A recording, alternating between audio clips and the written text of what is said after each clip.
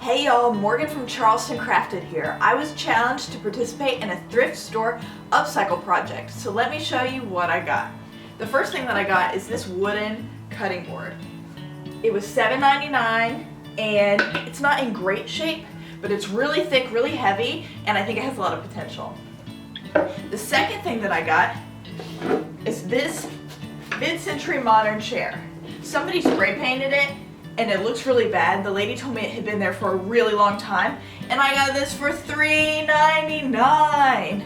So I'm going to use that as a tabletop and these legs to make a really cool side table. Let's get at it. So the first thing I'm going to start with is this cutting board slash tabletop. It's really, really rough, not smooth at all, so I'm going to sand it really well. I'm going to start with 60 grit, which is a really coarse sandpaper to kind of get some of these big bumps and chunks off, and I'm going to work my way up to 120 to get it nice and smooth.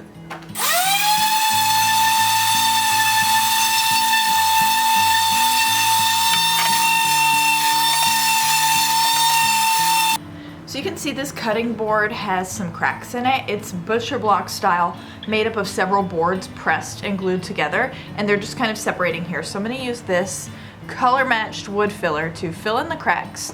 Like I said, there's no cracks on the bottom, but I just want to have the option of using it this way.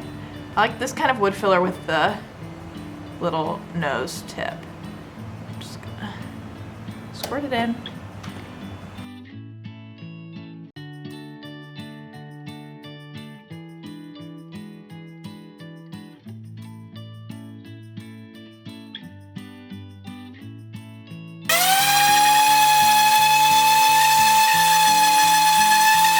Now I'm going to use walrus oil, cutting board oil.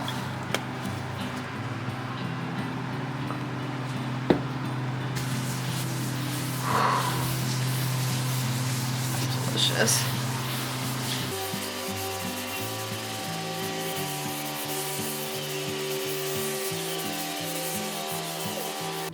Now it's time to start work on the chair. I don't want the seat, only the base.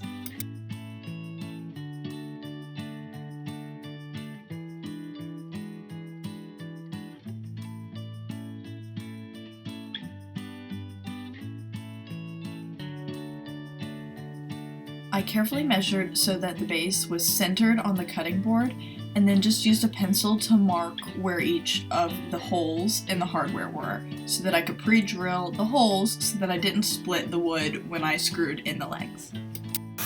Pre-drilling the holes is really easy to do. The biggest thing with this project was just to make sure that I didn't accidentally go too far through the wood and poke out the other side. That would have been a bummer.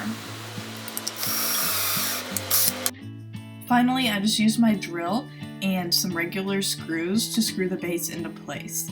I added a washer in between my screw and the hardware from the leg because the leg hardware had really big holes. It was kind of awkward to screw this in and fit the drill back without hitting the leg, but I made it work eventually. I just love how this project turns out. It's so sleek and modern and was really, really, really easy to do. You could use it as a side table in your living room, and it also makes a really cool modern plant stand. For more details on this project and other DIYs, visit charlestoncrafted.com.